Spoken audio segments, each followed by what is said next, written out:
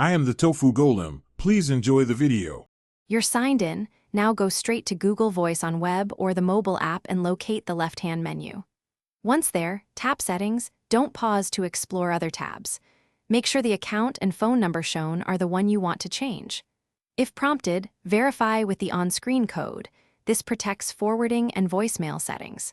From Settings, identify the sections labeled Calls, Messages, and Voicemail so you can turn off features precisely rather than disabling the whole account. Start by disabling call forwarding. In Calls, remove linked numbers and toggle forwarding off to stop calls routing to other phones. Next, open voicemail settings and either disable voicemail or change the greeting and delivery so messages don't send to your email or phone.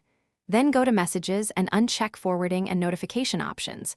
This prevents texts and alerts. Make sure to save each change and watch for confirmation prompts.